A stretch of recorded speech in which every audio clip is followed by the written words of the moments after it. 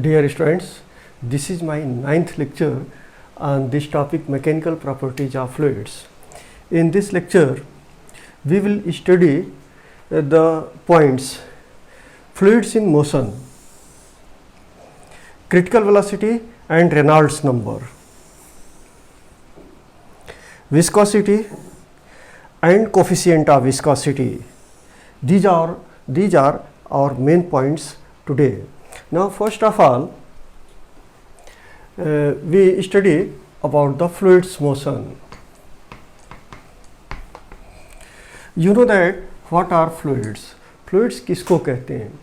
Fluids उसको बोलते हैं जो flow करता है. For example, gas is a fluid, water is a fluid, milk is a fluid, oil is a fluid. तो वह मटेरियल, वह सब्सटेंस जो फ्लो करता है उसको फ्लूइड कहते हैं.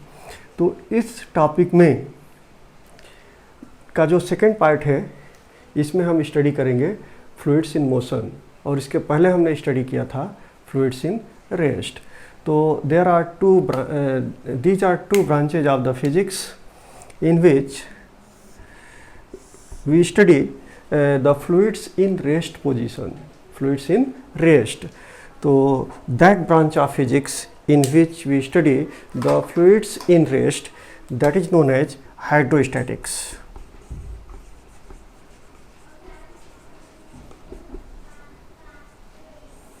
And in the branch of physics in which we study the fluids in motion, that branch is known as hydrodynamics.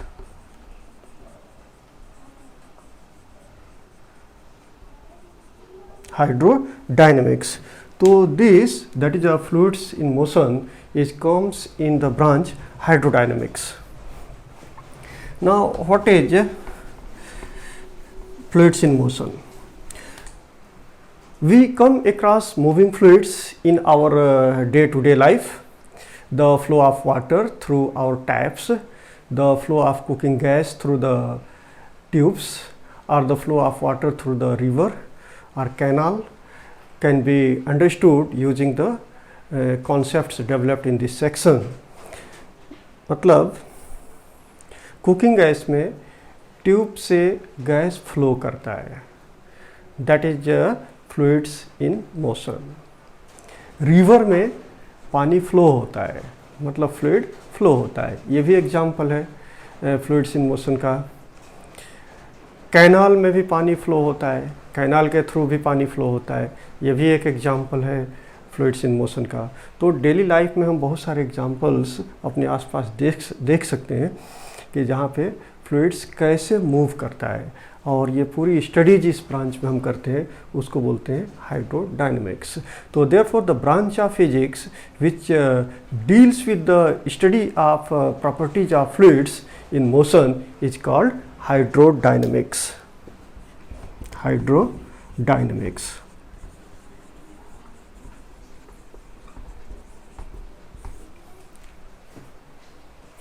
Now the study of motion of real fluids is very complicated.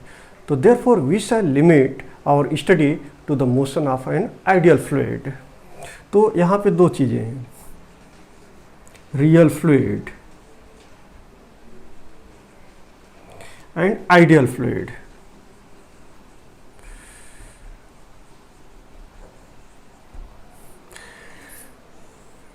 The motion, the study of motion of real fluid. Real fluid के motion की study करना बहुत ही complicated है, इसलिए यहाँ पे हम जो अपनी स्टडी करेंगे वह आइडियल फ्लूइड्स की करेंगे. तो आइडियल फ्लूइड्स और रियल फ्लूइड्स में क्या डिफरेंस है? क्यों हम आइडियल फ्लूइड्स को सिलेक्ट करते हैं स्टडी के लिए, रियल फ्लूइड को सिलेक्ट नहीं करेंगे? नाउ हमने पहले ही कहा कि the study of motion of the real fluid is very complicated. Therefore, we shall limit our study to the motion of the ideal fluids. तो ideal fluids और real fluid में difference क्या है?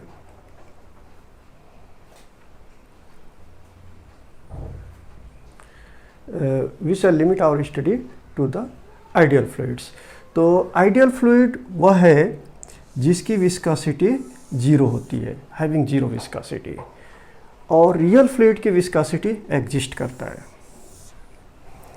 सेकेंड है आइडियल फ्लूइड इनकम्प्रेसिबल होता है, compress नहीं किया जा सकता है, और रियल फ्लूइड कंप्रेसिबल होता है। Ideal fluid having infinite bulk modulus, infinite bulk modulus, and real fluid having finite bulk modulus. In ideal fluid no surface tension, ideal fluid का surface tension नहीं होता है, जबकि real fluids में surface tension exist करता है। Ideal fluid is imaginary, it does not exist in the nature, यह imaginary होता है, यह नेचर में एग्जिस्ट नहीं करता है, जबकि real fluid exist in the nature, यह नेचर में पाया जाता है। तो ये डिफरेंस हुआ आइडियल फ्लूइड का और real fluid. Therefore as the study of motion of real fluid is very complicated, we shall limit our study to the motion of an ideal fluid. We have discussed an ideal fluid in the beginning of the chapter. The study of fluid in motion is very important. Now the study flow. Study flow का मतलब क्या होता है? Study is consist of these two parts. Study flow is consist of these two parts, study and flow. What do you mean by study? Study means fixed. Study का मतलब होता है fixed या फिर constant. Fixed, constant, and you can say this is uniform. And flow means run करना, stream, run or stream. तो यहाँ किसकी स्टडी हम कर रहे हैं? फ्लूइड की स्टडी कर रहे हैं, फ्लूइड की स्टडी कर रहे हैं। तो स्टडी फ्लो किसको बोलेंगे? ऐसा फ्लो जिसमें फ्लूइड रन कर रहा है और फिक्स्ड, कौन सी चीज़ फिक्स होगी? फिक्स होगी measurable property, measurable property. And what are the measurable properties of the fluids? Measurable properties of the fluids are pressure,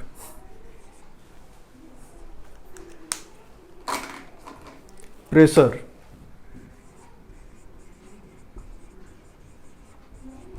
और क्या मेजरेबल प्रॉपर्टी होगा? प्रेशर और वेलोसिटी, प्रेशर और velocity. So therefore you can define the steady flow. In the steady flow, the measurable properties such as pressure or velocity of the fluid at a given point is constant. तो इस steady flow में जो measurable properties हैं fluids के, उसमें से आता है pressure और velocity, ये fix रहेगा at a given point. For example, if the velocity here is having some magnitude and having a direction, and velocity here will be c of the same magnitude and direction. You know that velocity is consist of magnitude and direction. तो यहाँ पे जितनी velocity की magnitude है और जो direction है, यहाँ पे जितनी velocity है उतनी ही velocity यहाँ पे भी है. Suppose that यहाँ velocity है 4 मीटर पर सेकेंड, तो यहाँ भी velocity कितनी होनी चाहिए? 4 मीटर पर सेकेंड होनी चाहिए। अगर मैग्नीट्यूड तो सेम है 4 मीटर पर सेकेंड, लेकिन अगर यहाँ डायरेक्शन चेंज होता है, डायरेक्शन चेंज होता है, तो वह स्टडी नहीं होगा। मैग्नीट्यूड भी उतनी होनी चाहिए और डायरेक्शन भी सेम होना चाहिए। तो therefore the measurable properties such as pressure or velocity of the fluid at a given point is constant over a time, then such a flow is called steady fluid. And second type of fluid motion we study here is the flow line. What is the flow lines? Flow line क्या होता है?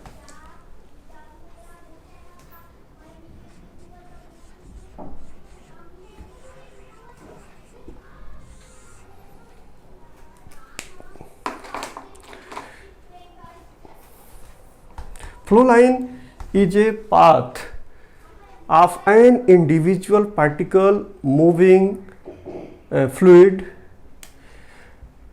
It is a path of an individual particle in the moving fluid. Suppose that here there is a individual particle and this particle is moving along this path. So therefore this path is called flow line. If this individual particle is moving along this path, so therefore this path is called flow line. Here is a individual particle and that is moving along this path, therefore this path is called fluid line. So thus it is a path of an individual particle in the moving fluid that is known as flow line. Streamline.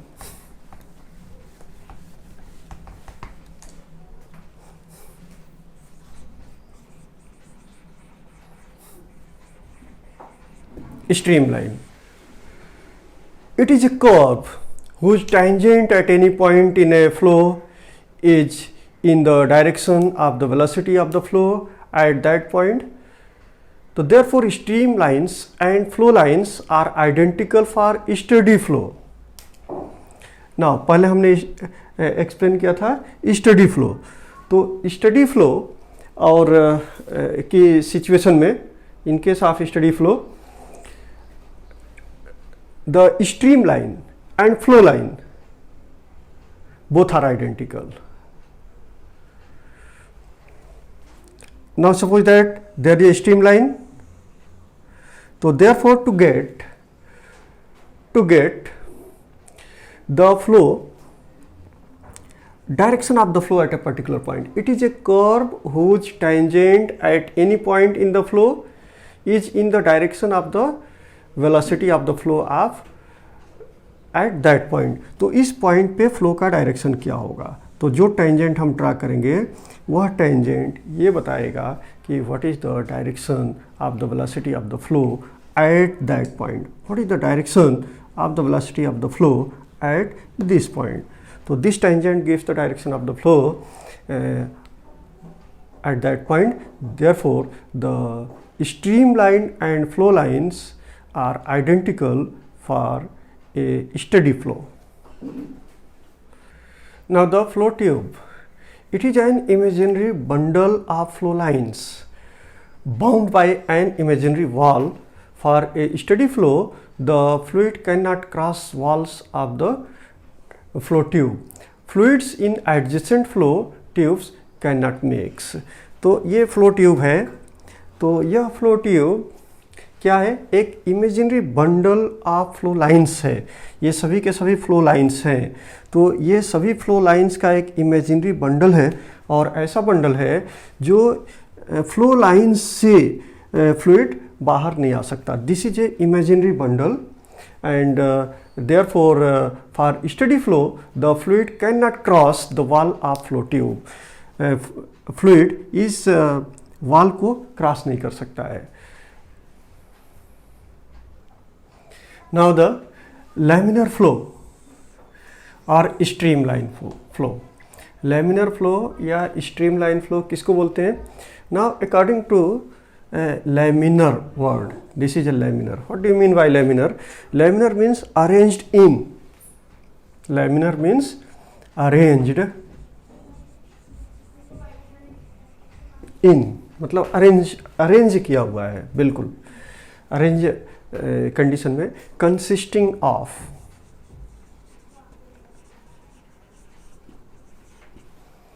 और resembling.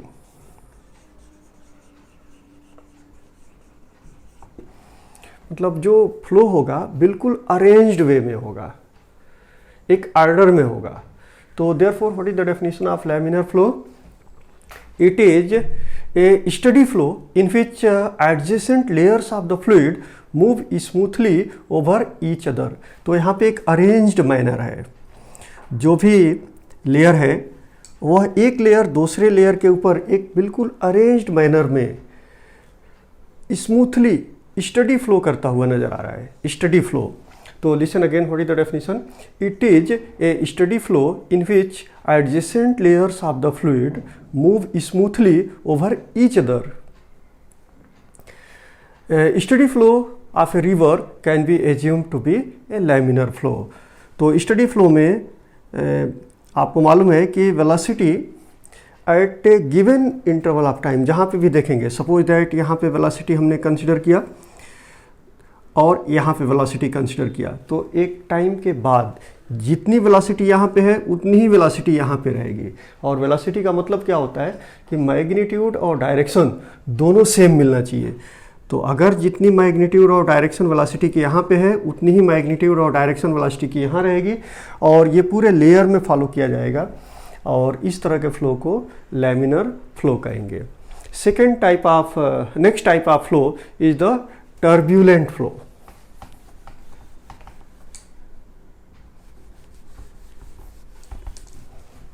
That is a turbulent flow.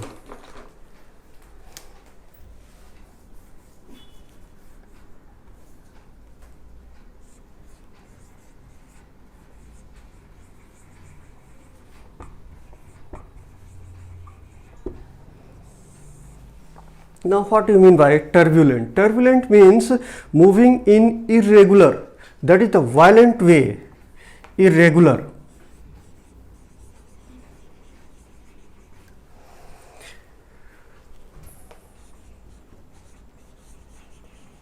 Violent way. तो यहाँ पे जो velocity होगा वह irregular होगा, violent होगा। तो suppose that this is a one layer, तो here the magnitude and velocity of the magnitude and direction of the velocity will be not same like this. ये टर्बुलेंट हो गया। यहाँ पे भी वेलोसिटी और उसका मैग्नीट्यूड हर जगह सेम नहीं है, ऐसे टर्बुलेंट हो गया।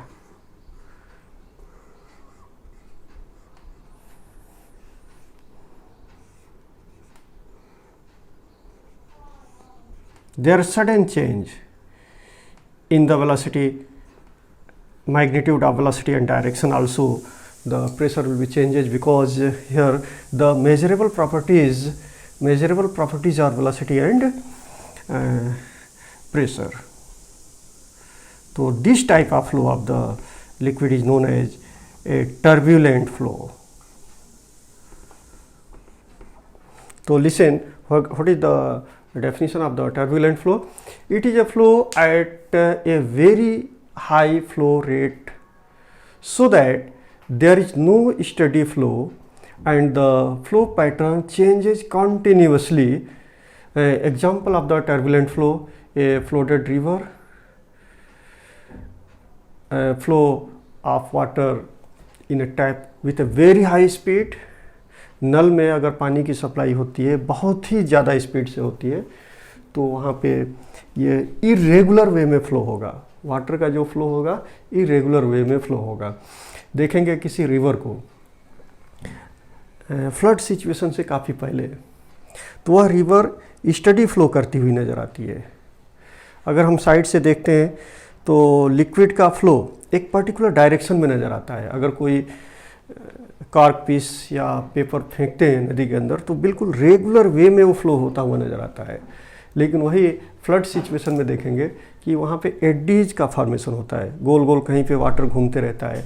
ये इसलिए होता है कि उस वक्त वाटर का फ्लो एक लिमिट को क्रॉस कर जाता है, वेरी हाई स्पीड से वाटर फ्लो करता है। और जब भी कोई फ्लूइड बहुत हाई एक पर्टिकुलर स्पीड को क्रॉस कर जाती है, पर्टिकुलर लिमिट को क्रॉस कर जाती है, तो उस वक्त जो फ्लो होता है वह इरेगुलर हो जाता है, वायलेंट हो जाता है, और उसको हम टर्बुलेंट फ्लो कहते हैं। Now the difference between the streamline flow and turbulent flow.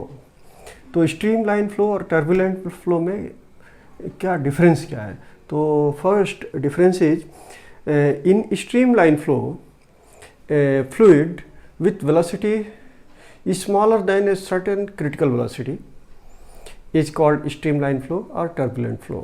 What is that critical velocity? मतलब streamline flow में जो fluid की velocity होती है वह एक सर्टेन वेलोसिटी जिसको हम क्रिटिकल वेलोसिटी कहते हैं, तो क्रिटिकल वेलोसिटी से कम होना चाहिए। और वह क्रिटिकल वेलोसिटी क्या है? जैसे for example suppose that a river is flowing smoothly. River आम दिनों में रिवर का जो फ्लो होता है बिल्कुल स्मूथ होता है और वह स्ट्रीम लाइन फ्लो होता है। लेकिन जैसे ही फ्लड सिचुएशन आता है, लिक्विड का फ्लो स्पीड से बढ़ते जाता है, लगातार इंक्रीज होता है फ्लूइड की स्पीड, और वह एक पर्टिकुलर लिमिट तक, एक पर्टिकुलर स्पीड तक स्ट्रीम लाइन में रहता है, स्मूथ फ्लो रहता है। और जैसे ही उस स्पीड को, वह पर्टिकुलर लिमिट को क्रॉस करता है, वह टर्बुलेंट फ्लो हो जाता है। और उस वक्त जो फ्लो होता है फ्लूइड का, वह इरेगुलर हो जाता है और अनस्टडी हो जाता है। तो वह स्पीड, जिस स्पीड से लोअर स्पीड तक फ्लूइड का फ्लो स्मूथ होता है, मतलब स्ट्रीम लाइन होता है, उस स्पीड को हम क्रिटिकल स्पीड कहते हैं। तो इसलिए क्रिटिकल स्पीड से फ्लूइड की स्पीड कम होनी चाहिए, तभी वह स्ट्रीम लाइन फ्लो होगा। और अगर क्रिटिकल वेलोसिटी से फ्लूइड की वेलोसिटी इंक्रीज कर जाती है, velocity beyond the critical velocity, तो उस तरह के फ्लो को हम टर्बुलेंट फ्लो कहते हैं। और इसमें जो फ्लूइड का फ्लो होता है इरेगुलर और अनस्टेबल होता है। Second point is the in a streamline flow the velocity of a fluid at a given point is always constant. Streamline flow में फ्लूइड की वेलोसिटी किसी भी पॉइंट पर एवरी इंटरवल कांस्टेंट होता है। जैसे हमने डायग्राम में निकाला था कि ये लेयर्स हैं, ये लेयर्स हैं, लिक्विड का फ्लो है, तो यहाँ पे जो वेलोसिटी होगा उतनी ही वेलोसिटी यहाँ पे भी होगी, जो वेलोसिटी यहाँ पे होगी उतनी ही वेलोसिटी यहाँ पे होगी। अगर इस तरह का है तो उस फ्लो को हम स्ट्रीमलाइन फ्लो कहेंगे।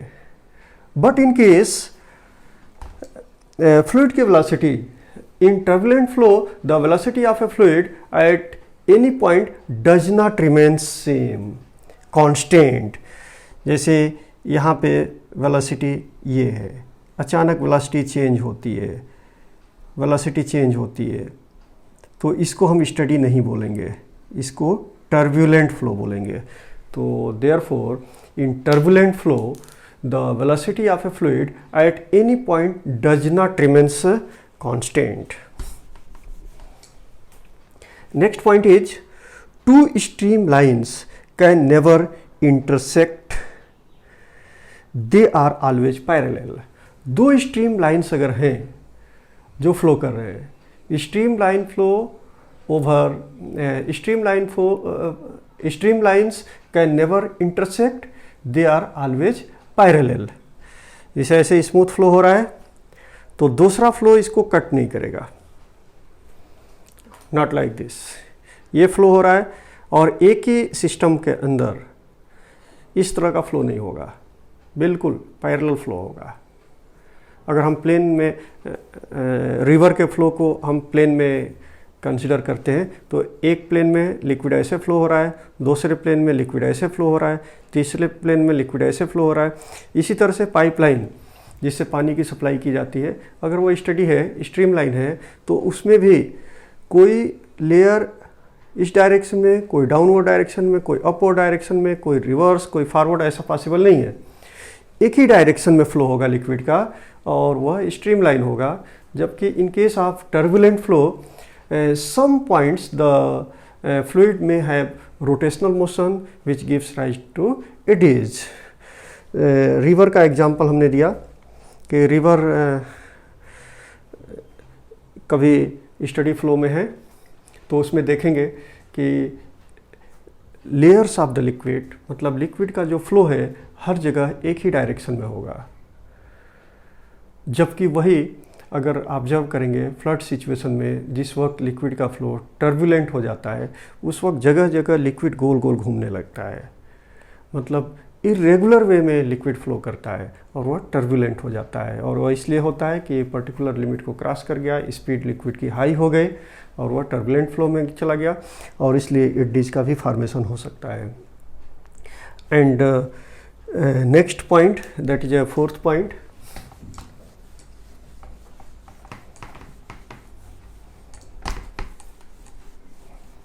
Fourth point is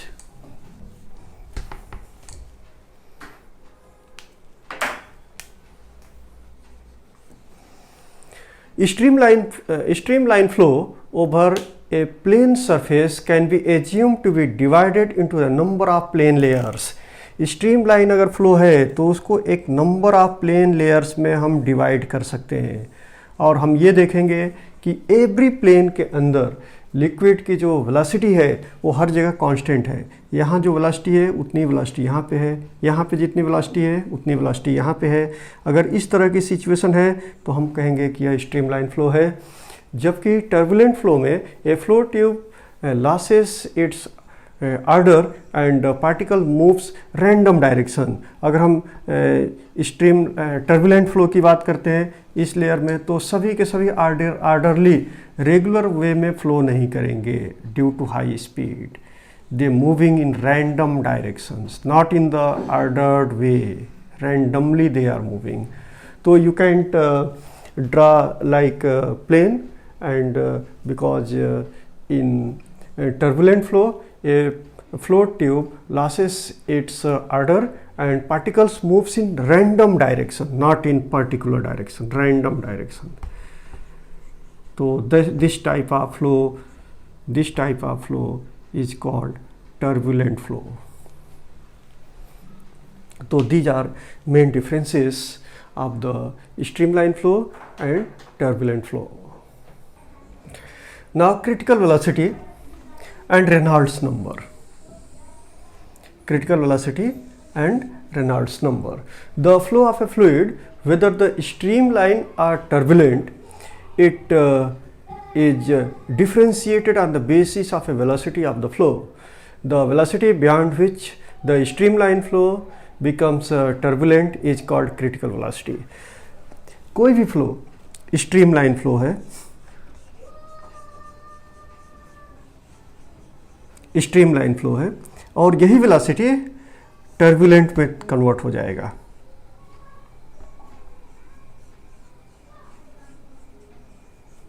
कैसे टर्बुलेंट में कन्वर्ट होगा? एक पर्टिकुलर वेलोसिटी तक, मतलब स्लोली अगर मूव कर रही है लिक्विड फ्लूइड तो वह स्ट्रीमलाइन में है, लेकिन एक पर्टिकुलर वेलोसिटी तक ये स्ट्रीमलाइन में होगा। एक पर्टिकुलर वेलोसिटी तक ये स्ट्रीमलाइन में होगा, और उस वेलोसिटी को हम बोलते हैं क्रिटिकल वेलोसिटी।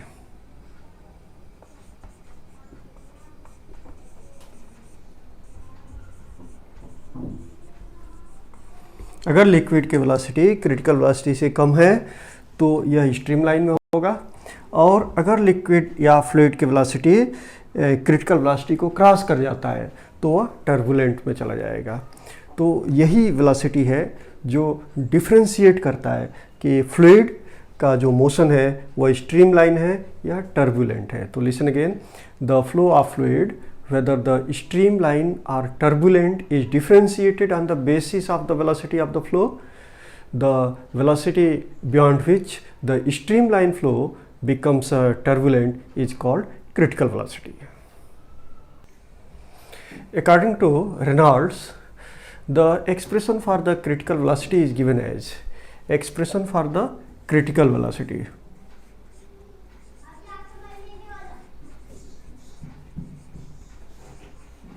रेनॉल्ड ने क्रिटिकल वेलोसिटी के लिए एक एक्सप्रेशन दिया, और वो वेलोसिटी है Vc is equal to Rn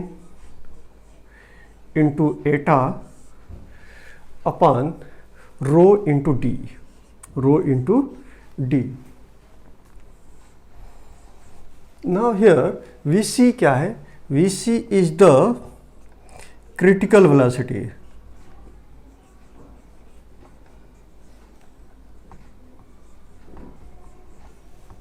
Critical velocity of the fluid.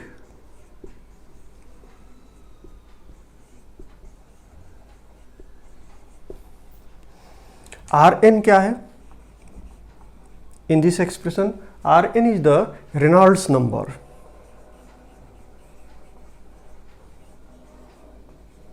Reynolds number.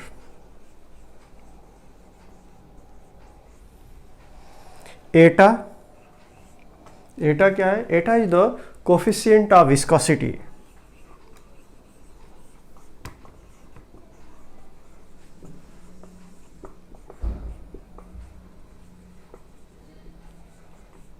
Coefficient of viscosity.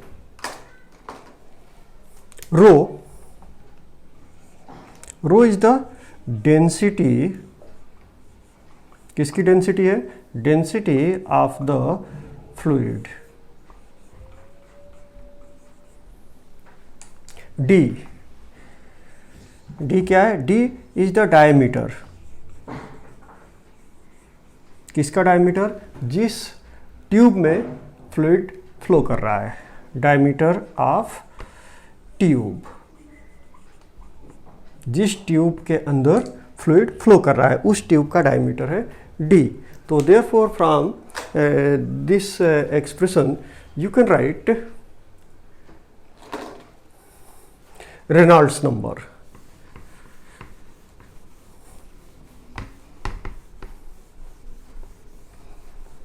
Reynolds number को हम लेफ्ट साइड में ले लेंगे, तो therefore Reynolds number R N is equal to, cross multiplication होगा and this will be V C into rho into d divided by Etah.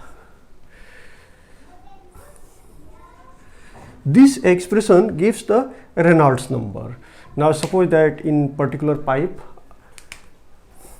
in this pipe fluid is flowing, so how can you see the flow is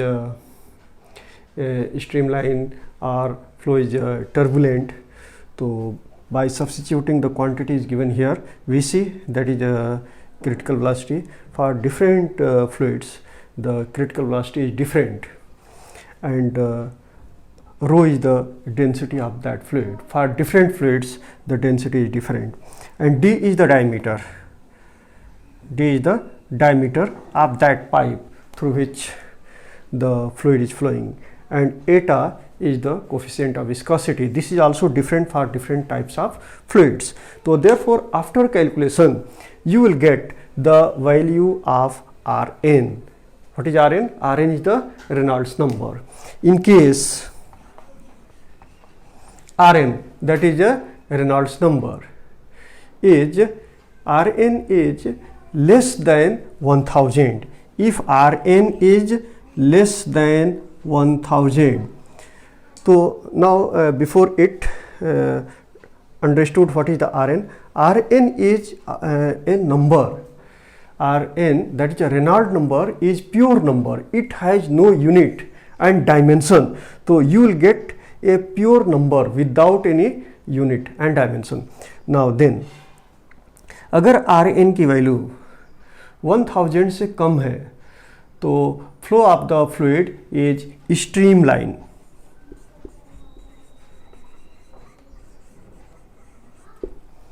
Rn की value 1000 से अगर कम है तो fluid का flow streamline होगा। But in case Rn is greater than 2000, तो उस situation में फ्लो ऑफ द लिक्विड क्या होगा?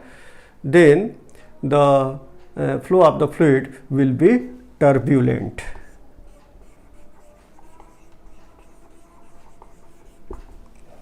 But in case if the value of Rn की वैल्यू 1000 से लेके और 2000 के बीच में है, the value of Rn is between 1000 and 2000, then the flow of the fluid becomes unsteady.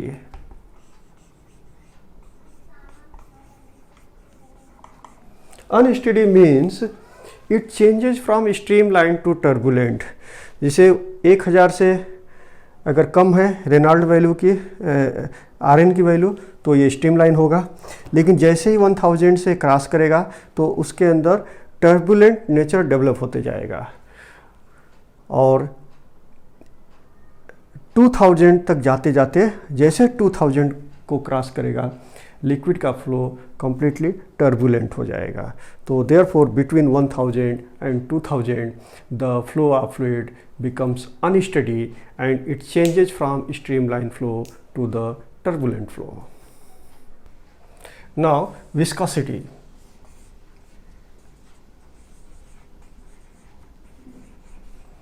This is a very important property of the fluid.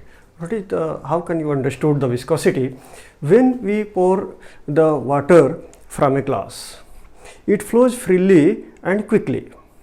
But when we pour the syrup or honey, it flows slowly and sticks on the container. The difference is due to the fluid friction. This friction is both within the fluid itself and between the fluid and its surrounding. This property of fluid is called viscosity. Water has low viscosity whereas syrup or honey has high viscosity. तो जो मैंने explain किया कि जब किसी fluid को, जैसे अगर यहाँ पे कोई फ्लूइड है और उसको हमने गिराया इस ग्लास से दूसरे ग्लास में, तो बहुत क्विकली ये ट्रांसफ़र हो जाएगा। जबकि इसके जगह पे अगर सिरप लेते हैं या हनी लेते हैं और उसको गिराते हैं तो स्लोली इसको हम गिरा सकेंगे। या ऐसा क्यों होता है? इसलिए कि किसी भी फ्लूइड के अंदर दो तरह के फ्रिक्शन काम करेंगे। एक तो फ्लूइड के इनसाइड जिसकी वजह से, और दूसरा फ्लूइड के आउटसाइड सराउंडिंग के साथ भी फ्रिक्शन काम करता है। तो इसी फ्रिक्शन की वजह से जो प्रॉपर्टी डेवलप होती है उसको हम विस्कोसिटी कहते हैं। तो जिस फ्लूइड की विस्कोसिटी कम है वह क्विकली ट्रांसफ़र हो जाएगा, फॉर एग्जांपल द वाटर, और जिसकी विस्कोसिटी ज़्यादा है वह क्विकली ट्रांसफ़र नहीं होगा, for example honey and syrup in this example. Now by the diagram you can show the viscous and non viscous. ये जो फ्लो है, this flow is the viscous flow, viscous flow, this is A viscous flow. इसमें viscosity काम कर रही है, ये friction काम कर रहा है। जिसे यहाँ पे देख रहे हैं, दिस इज ए बॉटम, तो ये बॉटम के साथ, बॉटम और इस लिक्विड के लेयर के साथ, लेयर, लिक्विड का लेयर जो बॉटम से पास होते हुए फ्लो कर रहा है, तो इस लेयर जो बॉटम का लेयर है और यह लिक्विड का लेयर, दोनों के बीच में एक फ्रिक्शनल फोर्स काम करेगा जिसकी वजह से इसकी स्पीड कम रहेगी। अपर लेयर में यह फोर्स ज़रा कम रहेगा, स्पीड ज़्यादा रहेगी, इस तरह से बढ़ता जाएगा और इस तरह टॉप से फ्रिक्शन काम कर रहा है, फिर यहाँ पे फ्रिक्शन इंक्रीज करते जाएगा। तो इस तरह के फ्लो को हम विस्कस फ्लो कहेंगे। जबकि non viscous flow, this type of flow,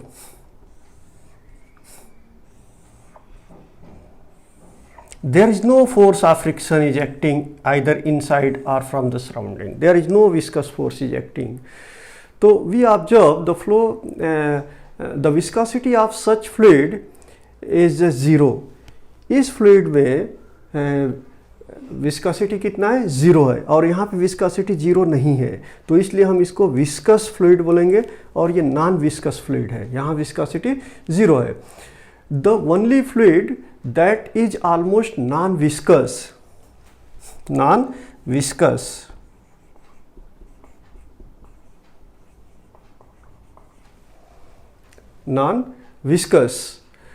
is liquid helium at about 2 Kelvin. Liquid helium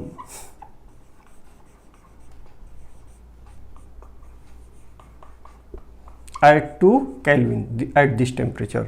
liquid helium 2 kelvin पर नॉन विस्कस होता है। इसके अलावा जितने भी फ्लूइड्स हैं सभी के सभी विस्कस होते हैं।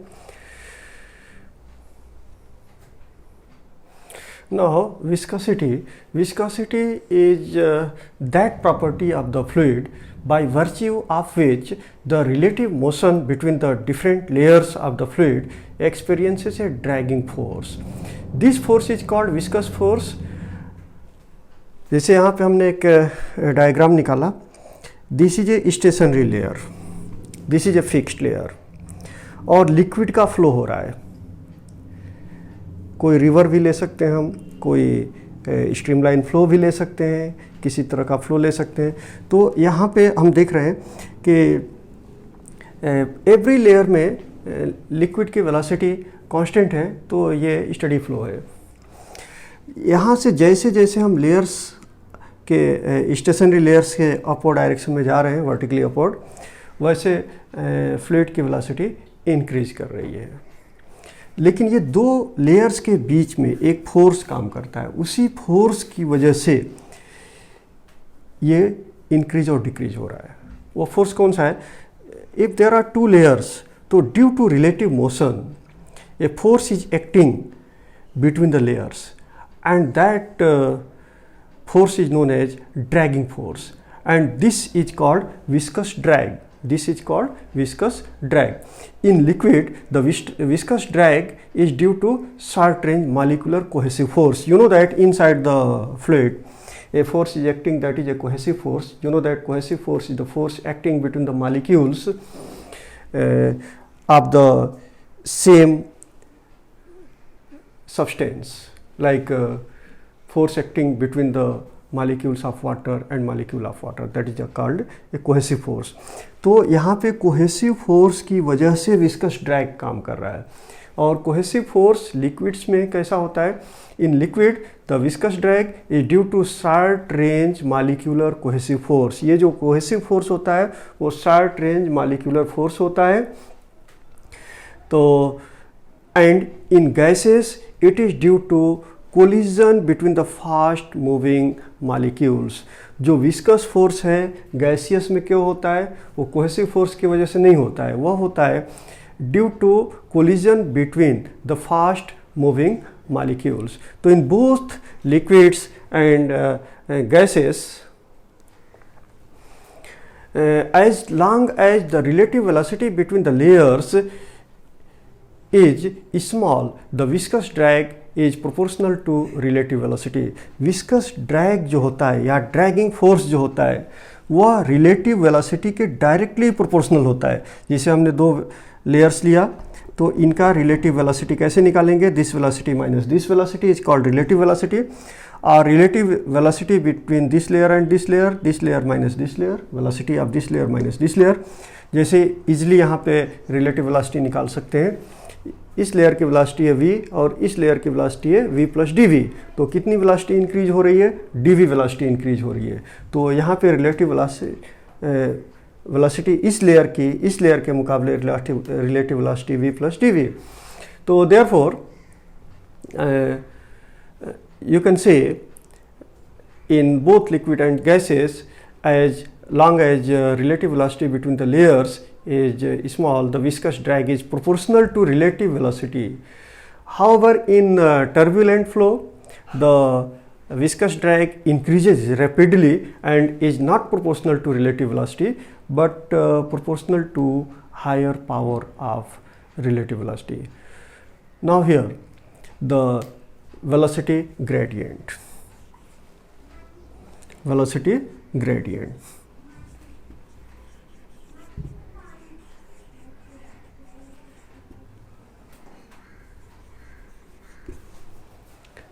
Velocity gradient.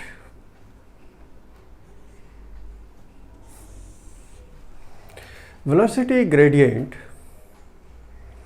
the rate of change of velocity with distance measured from the stationary layer is called velocity gradient. तो यहाँ पे stationary layer से अगर हम इस लेयर का डिस्टेंस ले रहे हैं तो इस लेयर का डिस्टेंस है x, कितना है? x है,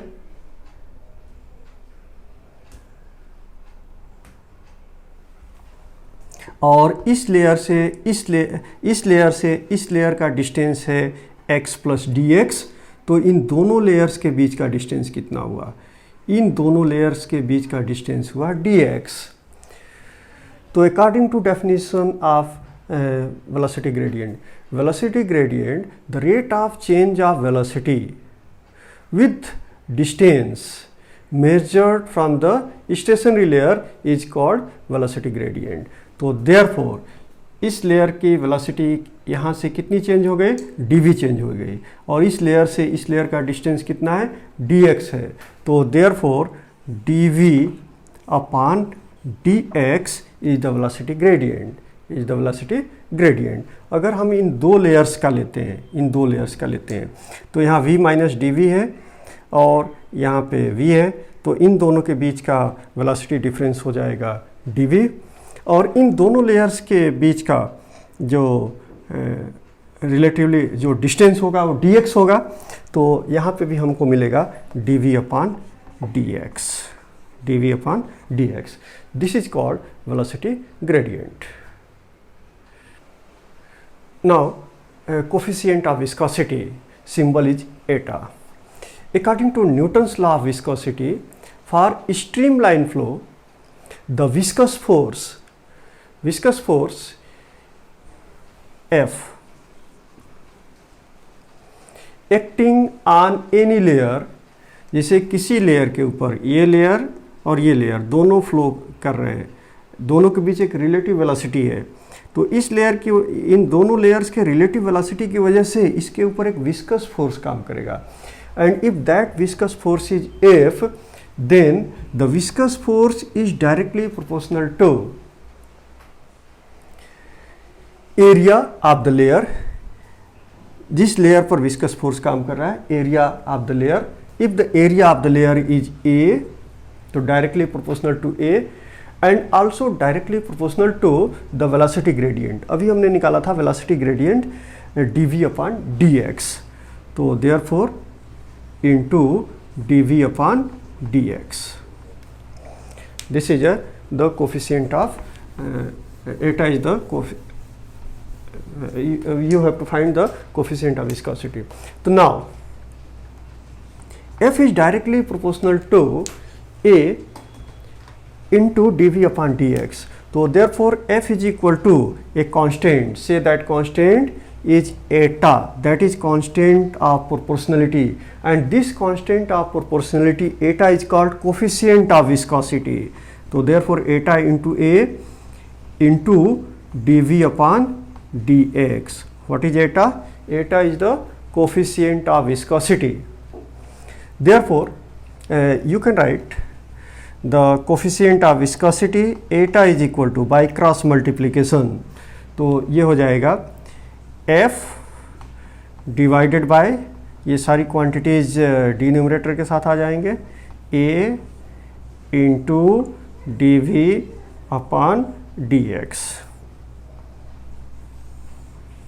this is expression for the coefficient of viscosity. So therefore the coefficient of viscosity may be defined as, the coefficient of viscosity can be defined as the viscous force per unit area per unit velocity gradient. The coefficient of viscosity is defined as the viscous force per unit area per unit velocity gradient, and SI unit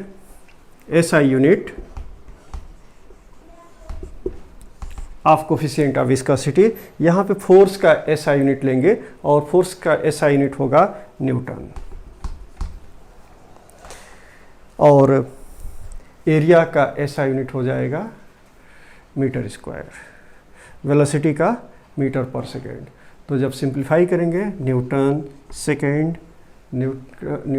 second पर metre square. This is the SI unit of viscosity. Next content of this topic will be in next lecture. Thank you.